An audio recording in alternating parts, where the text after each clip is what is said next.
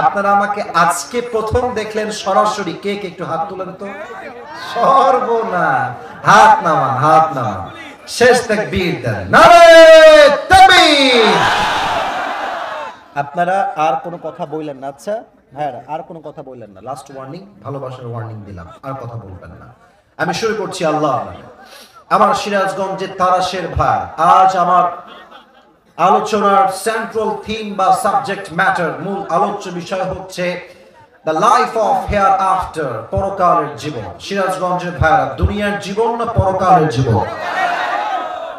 পরকালের জীবন। কিছু প্রশ্ন করছি, it's related with your faith and ঈমান। এটা আপনার ঈমানের সঙ্গে সম্পৃক্ত।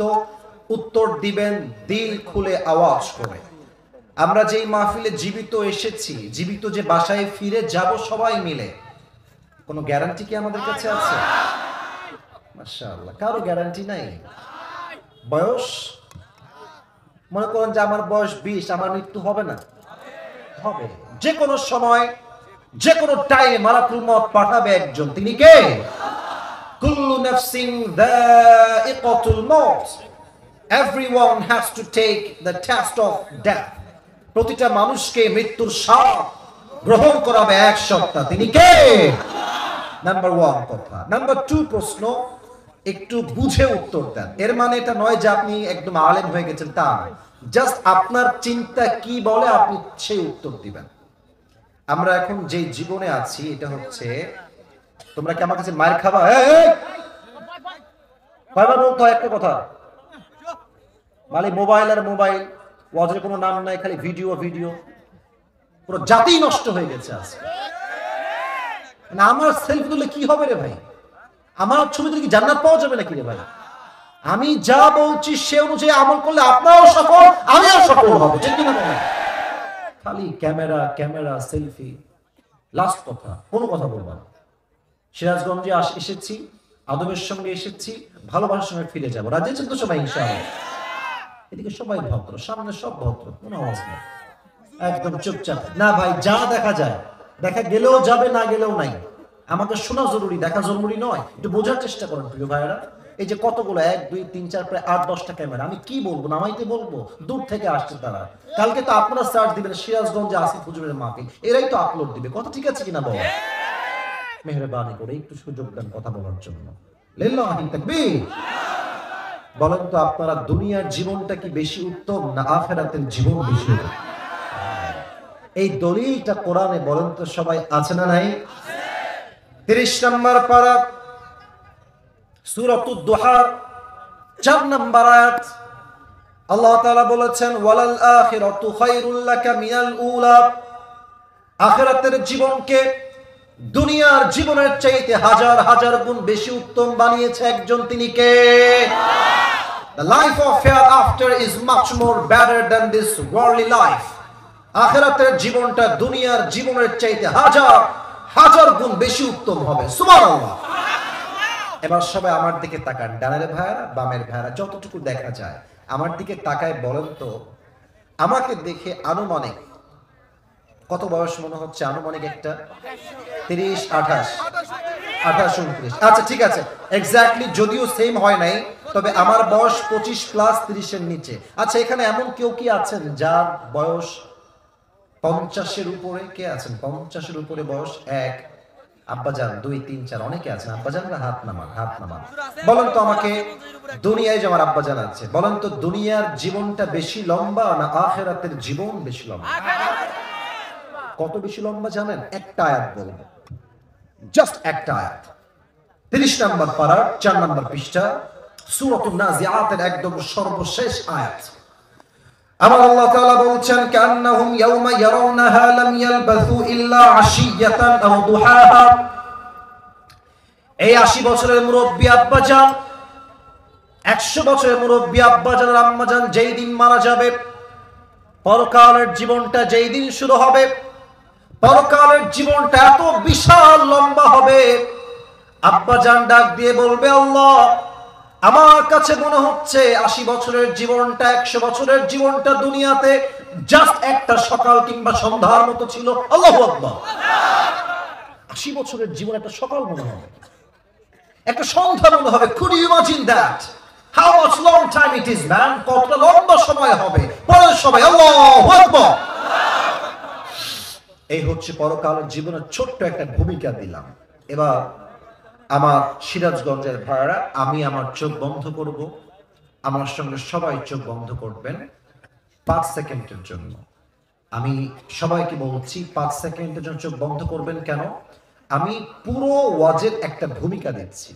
পুরো ওয়াজের পরকালের জীবনটা শুরু হবে কেমনে, মৃত্যু আমাদের সামনে আসবে কেমনে, নামাজির মরণ হবে কেমনে, বেনামাজি বান্দার মৃত্যুর ধরনটা কেমন হবে। সারা জীবন শুনেছি কবর কবর কবর, আজকের মাহফিল কবরের পাশেই। এই কবরের জীবনটা শুরু হবে কেমনে, কবরের প্রথম রাত হবে কেমন, কবর ঢুকে আমাদের সঙ্গে কি হবে, এটা আমরা জানবো। আজীবন শুনেছি মৃত্যুর পরে আবার আমাকে জীবিত হতে হবে, এই জীবিত হব কেমনে। আজীবন শুনেছি কিয়ামত কিয়ামত, হিসাব হিসাব, এই হিসাব হবে কেমনে। আজীবন শুনেছি জান্নাত জাহান্নাম জান্নাত জাহান্নাম, এই জান্নাতে আমরা যাব কেমনে, জাহান্নামে আমরা যাব কেমনে, জান্নাতি হব কেন, জাহান্নামী হব কেন। In details we will talk about on this matter. বলেন সবাই ইনশাআল্লাহ। না ইনশাআল্লাহ সিরাজগঞ্জের হয়নি, বলেন সবাই ইনশাআল্লাহ। এবার আমার আব্বা জানেরা, যুবক ভাইরা, আমার মায়েরা বোনেরা যারা আমাকে শুনছেন, 5 সেকেন্ডের জন্য চোখটা বন্ধ করে নিজেকে এখানে স্থির করে দেন, একদম স্থির হন। মৃত্যু নিয়ে ভাবেন, কবরের জীবন থেকে জাস্ট একটা বারের জন্য অনুধাবন করেন। সবাই প্লিজ ক্লোজ ইউর আইস, চোখ বন্ধ করেন। আমি 5 না গোনা পর্যন্ত খুলবেন না কেউ। আমি গোনা শুরু করছি, শেষ হলে সবাই চোখ খুলবেন। 1 2 3 4 5। আমার তালাশের ভাইয়েরা, কলিজার ভাইয়েরা, চোখ খোলেন। আমি যা বলি দিল থেকে শ্রবণ করেন। আমার চোখে এবার চোখ রাখেন। আমরা বসে আছি গোয়ারাকি কবরস্থানের পাশে ছোট্ট একটা মাঠে। আপনাদের সিরাজগঞ্জের যে হাইওয়ে রোডটা আছে, ঢাকা বগুড়া রাজশাহী এক লেনে আমরা যাই, সিরাজগঞ্জ হাইওয়ে রোড সবাই আমরা চিনি।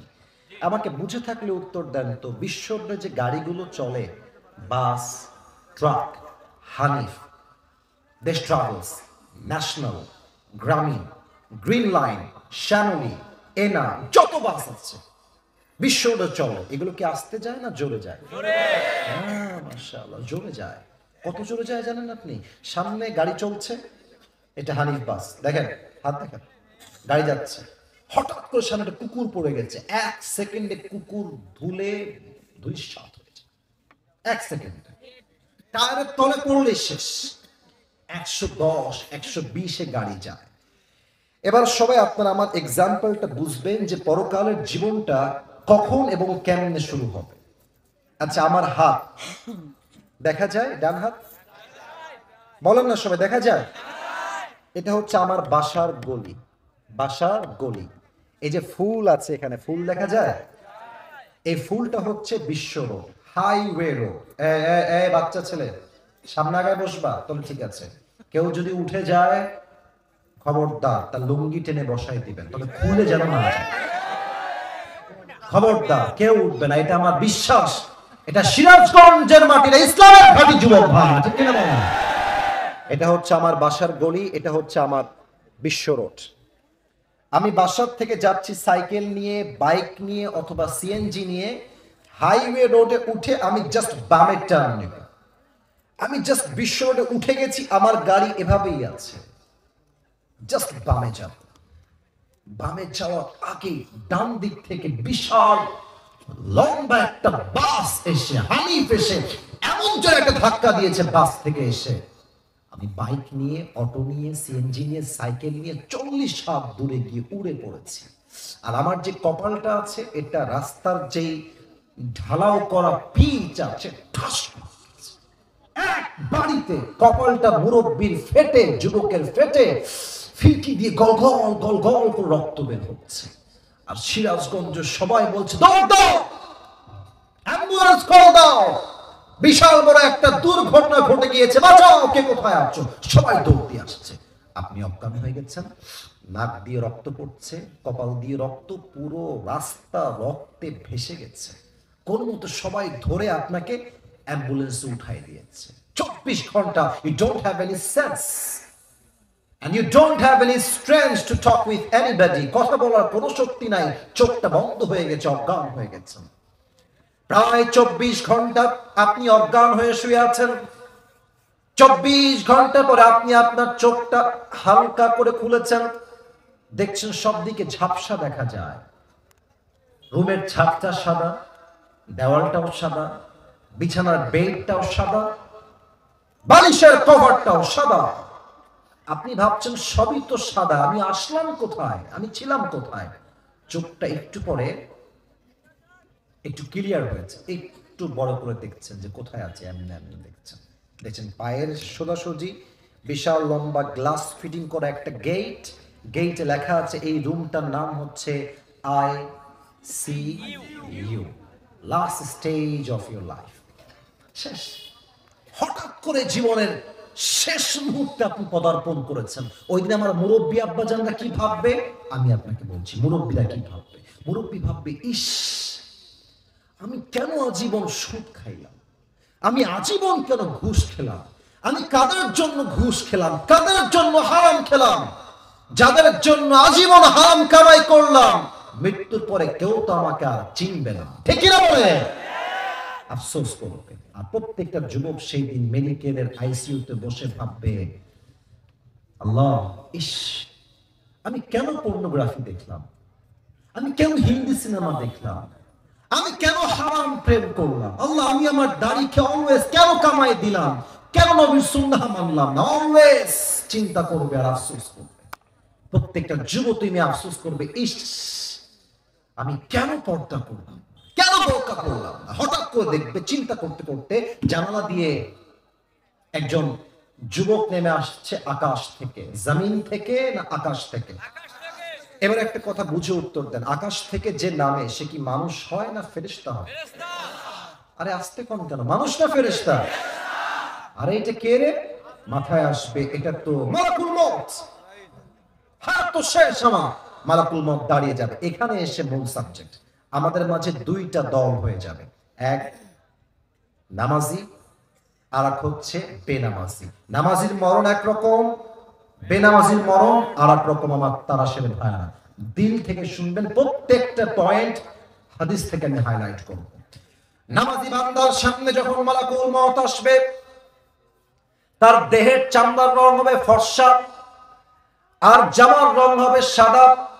সে হবে তাগড়া একজন যুবক, এসেই বলবে ঠান্ডা মাথায় ঠান্ডা ভাষায়, ইয়া আইয়াতুহান নাফসুল মুতমাইন্না উখরুজি ইলা মাগফিরাতিল্লাহি ওয়া রিজওয়ানি। এই প্রশান্ত আত্মা আসো, বের হয়ে আসো। কেন বের হবে? আল্লাহর জান্নাত তোমার অপেক্ষায় অপেক্ষমান রয়েছে। সুবহানাল্লাহ। আচ্ছা আমার হাতের দিকে তাকায় বলেন তো, এইটা আমার হাতে কি? আমি শুনি নাই, বলেন সবাই নাম কি? এটা কি গোল না চারকোনা? আল্লাহ তাআলা নামাজি বান্দার রূহটা আল্লাহর কাছে এত দামি, তার রূহকে কবজ করবার জন্য আল্লাহ তাআলা জান্নাত থেকে একটা লাল রেশমি রুমালের কাপড় দুনিয়াতে পাঠিয়ে দিবে। আল্লাহু আকবার। সুন্দর করে রূহটাকে নিয়ে জান্নাতের ঠিকানা ইল্লিনে নিয়ে পৌঁছায় দিবে। এটা হচ্ছে নামাজি বান্দার মরণ। আর বেনামাজির মৃত্যু হবে বড্ড ভয়ঙ্কর, অনেক ভয়ঙ্কর। এখানে অনেক যুবক এসেছো, মুরব্বী আব্বা জান, আমার কথায় রাগ কইলেন না। অনেক যুবক এখানে এসেছে, মাগরিবও পড়ে নাই, এশাও পড়ে নাই, বাসায় গিয়ে ঘুমায় যাবে, ফজরটাও তারা পড়বে না। না, আপনারা সবাই মিজানুর রহমান আজহারী হুজুরের নাম শুনেছেন তো? মুরব্বীরা বলছে জি হুজুর শুনেছি। দেখেছেন একটা মানুষ কবুল হলে কোন পর্যায়ে যায়? একটা মানুষ কতটা কবুল হলে তার মাহফিলে 15 লক্ষ মানুষ জমা হয়ে যায়, ঠিক কি না বলেন? ওনার একজন নানা ছিলেন, তার নাম হচ্ছে, তোমরা জানো না যুবক ভাইরা, গোলাম সারওয়ার সাইদি হুজুর। দেখবেন যে চেহারা খুবই সুন্দর, নূরের মতো চেহারা, আলোকিত চেহারা। উনি একটা কথা প্রায় বলতেন যে নামাজ নাই যা, ঈমান নাই তা। নামাজ নাই যা, মুসলমান হিসেবে পরিচয় দেওয়ার কোনো অধিকার তার নাই যুবক ভাই, ঠিক কি না বলেন? বেনামাজি বান্দার সামনে যখন মালাকুল মউত আসবে, তার দেহের রং হবে নীল, পোশাকের রং হবে ব্ল্যাক, কালো কুচ্ছিত তার পোশাক হবে, পা থাকবে একটা জমিনে, মাথা তথা থাকবে এটা বিশাল লম্বা আকাশ বরাবর, বিশাল লম্বা একটা দেহ নিয়ে মালাকুল মউত বেনামাজি যুবক বেনামাজি মুরব্বির সামনে হঠাৎ করে হাজির হয়ে যাবে। আর বেনামাজি মালাকুল মউতের এই ভয়ঙ্কর চেহারা দেখে তার হাত পা পুরো দেহটা থরথর থরথর থরথর করে কাঁপবে। আর মালাকুল মউত এক ধমক দিয়ে বলবে, ইয়া আইয়াতুহান নাফসুল খাবিথা উখরুজি ইলা গাদাবিল্লাহ, হে বেনামাজি বান্দা বের হ, তোর রূহটা বের কর, জাহান্নাম তোর অপেক্ষায় আছে, বের হ। রূহটা তখন বের হবে ছিঁড়ে, একবার ডান দিকে দৌড় দিবে, বাম দিকে দৌড় দিবে, আরেকবার রূহটা বের হয়ে পেছনের দিকে দৌড়ে পালিয়ে যাবে। এবার আমার বাম হাত দেখেন মুরব্বী আব্বা জানেন, যুবক ভাইরা, মালাকুল মউত তার বাম হাতটা পেছনের দিকে নেবে। হাদিসটা কি প্র্যাকটিক্যালি বোঝা যায়? আমাকে না বললে ওয়াজ করা যাবে না, বোঝা যায়? মালাকুল মউত তার হাতটা পেছনের দিকে নিবে, পেছন থেকে এক থাবা বেনামাজি রূহের দিকে, রূহটাকে তার বুক থেকে এমনি ছিঁড়ে যখন বের করে নিয়ে আসবে, হাদিসে আসছে একটা জীবিত ছাগলকে জবেহ না করে তার চামড়া কেউ যদি চাকু দিয়ে একদম টেনে হিচড়ে ছিঁড়ে ফেলে, ওই ছাগলটার যে পরিমাণ কষ্ট হয় তার চাইতে কমসে কম 70 গুণ বেশি কষ্ট দিয়ে বেনামাজির রূহকে কবজ করা হবে। বলেন সবাই নাউজুবিল্লাহ। সিরাজগঞ্জের ভাইরা, এই কষ্ট কি সহ্য করার ক্ষমতা আপনাদের কারো ভিতরে আছে? আমি দোয়া করছি আপনারা আমিন বলবেন। আল্লাহ আমাদের সবাইকে তুমি মৃত্যুর কষ্ট থেকে বাঁচাই দিও। আরেকবার পড়ুন সবাই আমিন। এবার একটা প্রশ্ন করব, যে প্রশ্ন উত্তর প্রায় 90% বেশি মানুষ ভুল উত্তর দিবেন। আগেই বললাম কেন, যাতে করে আপনারা একটু ভেবে উত্তর দেন। বলেন তো সবাই, কবরের প্রশ্ন হবে মোট কয়টা? 4টা। রাইট আনসার, এটা ঠিক আছে। আমি প্রশ্ন করছি, আপনার সবাই উত্তর দেন। প্রথম প্রশ্ন, মার রব্বুক, আমাদের রব কে? না, এটা সিরাজগঞ্জের সাউন্ড হয়নি। আমাদের রব কে? আল্লাহ আমার রব। বলেন না, আল্লাহ আমার রব। দমে দমে তনু মনে তারি অনুভব। সুবহানাল্লাহ সবাই। তোমার দুনিয়াতে আমি যেদিকে তাকাই, অথই নিয়ামতে ডুবে আছি সবাই। পাক পাখালির কণ্ঠে শুনি তাসবিহ কল রব, তাসবিহ কল রব। আল্লাহ আমার রব। দমে দমে তনু মনে তারি অনুভব। রব্বে নাম্বার, একটা কথা বলতে ভুলে গেছি, সরি। এটা না বললে ওয়াজটা সম্পূর্ণ হবে না। আমি জানি যে ঠান্ডা অনেক বেশি, অডিয়েন্স যা ছিল তাই আছে, তাও আমি জানি। তবে বিশ্বাস রাখেন, এই 12টার পরে বসে বসে যারা ওয়াজ শুনছে আজকের এই মাটিতে, তারা আমি আসিফ হুজুরের জন্য বসে নেই, একমাত্র তারা আল্লাহর জন্য মাহফিলে বসে আছে। আচ্ছা, আপনাদের সিরাজগঞ্জের সবচেয়ে বড় কলেজের নাম কি? সিরাজগঞ্জ সরকারি কলেজ, এটা সবচেয়ে বড় কলেজ, তাই না? আমি একটা কথা বলবো, আমার দিকে তাকায় না শুনলে মূল পয়েন্টটা বুঝে আসবে না।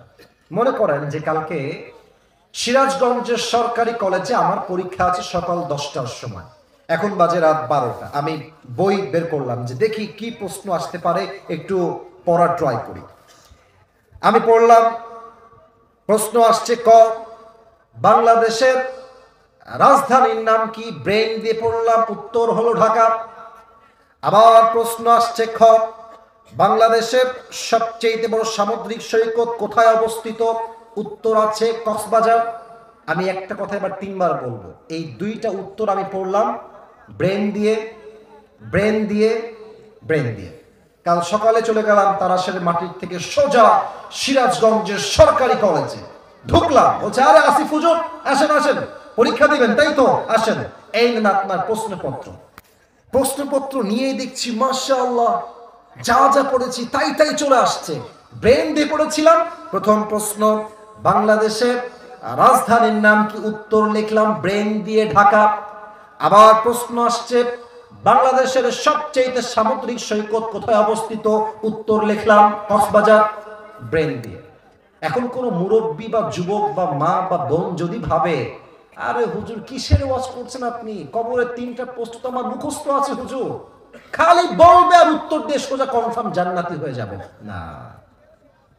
কবরের প্রশ্নের উত্তর এখান থেকে না, হাত দেখেন, কবরের প্রশ্নের উত্তর এখান থেকে না, ওইটার উত্তর হবে এখান থেকে। আপনি যতই মুখস্থ করেন, আপনার ঈমান এবং আমল যদি ঠিকঠাক না হয়, কোন উত্তর আপনি করতে সক্ষম হবেন না, ঠিক কি না বলেন? 2 নম্বর প্রশ্ন কি হবে? ওয়ামান নাবিয়্যুকা তা'রিফু হাযার রাজুল, তুমি কি ব্যক্তিকে চেনো? সবাই উত্তর করতে পারবে না। আচ্ছা, একটা কথা না বলে পারছি না, এই মাইকটা একটু হটাই দিচ্ছি। আমার এইটা মুখে কি না, এটা সিরাজগঞ্জের সাউন্ড শুনি না, এটা নাম কি? আপনারা আমাকে যতটুকু দেখা যায় ততটুকু দেখেই বলেন। আমাকে দাড়ি রেখে কোনোভাবেই কি আব্বা জানরা, যুবক ভাইরা আনস্মার্ট লাগতেছে? পেছনে আওয়াজ নেই, আনস্মার্ট লাগতেছে? খ্যাত লাগতেছে? তুমি দেখবা যুবক ভাইরা, মুরব্বী আব্বা জানরা আমার সঙ্গে একমত হবেন, অনেক মেয়ে আছে দেখবেন দাড়ি দেখলে বিয়ে করতে চায় না। যেই মেয়ে তোমাকে দাড়ির জন্য বিয়ে করতে চাইবে না, সোজা কথা, লাউড এন্ড ক্লিয়ার কথা, যেই মেয়ে আমাকে দাড়ির জন্য বিয়ে করতে চায় না, সে আমার বউ হওয়ার যোগ্যতা রাখে না।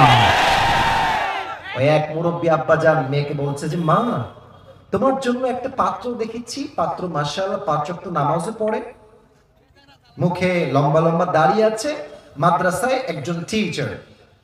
আম্মা তুমি কি বিয়ে করবা? মেয়ে বলছে, আব্বা দাড়িওয়ালা দাড়িওয়ালা আমার চলবে না, এটা বা। আচ্ছা, আরেকজন পাত্র নিয়ে আসছে, চুল ডান পাশে নাই, বাম পাশেও নাই, মাঝে সজারুর মতো খাড়া খাড়া চুল, এবং শীতকাল চলছে, একটা শার্ট পরেছে, শার্টের বোতাম খোলা, এখানে বিশাল লম্বা লম্বা চেন পরা, হাতে ব্রেসলাইট পরা, এখানে কানের দুল পরা, নাকের ফুল পরা, এমনি ঢুকানো। বলছে আব্বা ছেলেটা দেখতে অনেক সুন্দর, ছেলে কি করে? তো বলছে ছেলেটা হচ্ছে প্রফেশনাল টিকটকার। দেখবেন যে মেয়েদের রুচি আজকাল এত খারাপ, রাগ করবেন না, আমি সব মেয়েকে এক পাল্লায় মাপছি না, এরা দিনদার বাদ দিয়ে গাঞ্জা করতে বেশি পছন্দ করে। আল্লাহ এদেরকে হেদায়েত দান করুক, পড়েন সবাই আমিন। বাসও খায় সে লেগে, যার পছন্দ যেমন খারাপ তার বাস তত বড় হয় বেশি, যুবক ভাই। আর তুমি দেখবা যে শীতকাল চলছে, তো এখন দেখবা যে অনেক ছেলে পেলে R15 একটা বাইক নিবে, এখানে ব্রেসলাইট পরা, এখানে চেইন পরা, ভং ভং করে বাইক চালাচ্ছে, আর এরা ভাবে যে আমাকে দেখতে কত সুন্দর লাগছে, আর আমরা বলি গাঞ্জা করে একটা আসতেছে দেখ। এদেরকে কারা বিয়ে করে? এদেরকে ওই মেয়েরাই বিয়ে করে যারা iPhone 16 Pro Max পাওয়ার জন্য কক্সবাজার চলে যায়। আল্লাহকে হেদায়েত দান করুক, পড়েন সবাই আমিন। এবার বলেন তো, আমার নবীর মুখে লম্বা লম্বা চাপ দাড়ি ছিল কি ছিল না? আমার নবীর মতো সুন্দর এই তল্লাটে দ্বিতীয় আর কেউ কি হতে পারে? চাঁদের চেয়ে সুন্দর তুমি নবী আমার কামলিওয়ালা, দো জাহানের বাদশাহ তুমি প্যারা নবী সাল্লাল্লাহু আলা, দো জাহানের বাদশাহ তুমি প্যারা নবী সাল্লাল্লাহু আলা, চাঁদের চেয়ে সুন্দর তুমি নবী আমার কামলিওয়ালা। সুবহানাল্লাহ। এবার 3 নাম্বার প্রশ্ন, সবাই বুক ফুলিয়ে গৌরবের সঙ্গে উত্তর দিবেন। 3 নাম্বার প্রশ্ন, ওয়ামা দীনুক, তোমার ধর্মের নাম কি? ইসলাম। আরে আমি বাঘের মতো কোন ধর্মের নাম কি? সিরাজগঞ্জের ভাই, আমাদের ধর্মের নাম ইসলাম, তাই আমরা শান্তি চাই, না হলে ভারতের এই সমস্ত টিকটকার সাংবাদিকদেরকে, হকার সাংবাদিকদেরকে সাইজ করতে 5 মিনিট সময় লাগবে না আমাদের। এই বাটপাটার নাম কি? বলে কি যে বাংলাদেশ আর থাকবে না, না থাকবে না, বলছে যে আমি আজকে অভিমান করেছি, আমি কথা বলবো না, বলবে যে চট্টগ্রামটা আমরা নিয়ে নিব, ফেনী আমরা নিয়ে, তোর বাপের সম্পদ না কিরে বেটা, তো নিবি তো, আয় আয়, আসলে খেলা হবে যুবক ভাই আমার। আমরা মুসলমানরা সংখ্যায় কম হতে পারি, বাট ওয়াল্লাহি একজন ইমানদার যুবক 10,000 কাফেরের সমান। শান্ত কেন থাকি? আমার ধর্মের নাম ইসলাম, ঠিক কিনা বল? 3টা উত্তর শেষ। ফেরেশতা বলবে কি রে, এ কই থেকে আসছে, একটাও আটকায় না কেন রে? তুমি কি নকল করেছো নাকি ভাই? ও মা ইলমুক, কই থেকে শিখেছো এত কিছু? How do you know that? Your Lord is Allah. How do you know that your prophet is last messenger? And how do you know that the name of your religion is Islam? What's the source of your knowledge? এত জ্ঞান কই থেকে অর্জন করেছো? মাশাআল্লাহ, বলেন সবাই কই থেকে? আল্লাহ বলবে, এই ফেরেশতা, আর কত প্রশ্ন করবি? থাম না, স্টপ, থেমে যা, আর না। আমার বান্দার কবরটাকে এখনই জান্নাতের বাগান বানায় দে। আমার বান্দার কবরের সঙ্গে জান্নাতের দরজা খুলে দে। না সুবহানাল্লাহ পড়তে হবে তো, না ওয়াজ করবো কেমনে? আমার বান্দার কবরকে 70 গজ লম্বা করে দে। সুবহানাল্লাহ। সবাই দুই হাত তোলেন, সবাই দুই হাত তোলেন। আমি জানি যে 12টা বেজে পার হয়ে 12:30 বাজতে গেল। সত্য কথা কি জানেন? আমার যারা আমাকে নিয়ে আসছে কমিটির ভাইরা, তারা আমার ফর্ম পূরণ করে নিয়ে আসছে যে আমি 1 ঘন্টার বেশি ওয়াজ কোথাও করি না। তারা পূরণ করে জিজ্ঞেস করতে পারবে সবাইকে। তবে সব জায়গায় নিয়ম দিয়ে নয়, মাঝে মাঝে ভালোবাসা দিয়েও হিসাব করতে হয়। আপনাদের যে সাউন্ড দেখতে পাচ্ছি, আমার তো ওয়াজ আরো করতে মনে হচ্ছে। 12টা বেজে পার করা কি যাবে না? সবাই আমাকে ওয়াদা করেন, বলেন সবাই হুজুর। আরে ইয়ার জোর সে বলো হুজুর। কথা কন না কেন মিয়া? বলেন সবাই হুজুর। আমরা সিরাজগঞ্জের সন্তান, আপনাকে আজকে হয়ে গেল, আপনাকে ওয়াদা দিলাম আজ দোয়া না করে কেউ বাসায় ফিরে যাব। Look at my hand gesture like me, আমি যেমনে করি যাব না। বলেন সবাই ইনশাআল্লাহ। আপনার এবার যদি কোনো মামুর বেটা উঠে যায়, তবে বুঝতে হবে আল্লাহর হাবিব বলেছেন লা ঈমান আলা লিমান লা আমান আলা।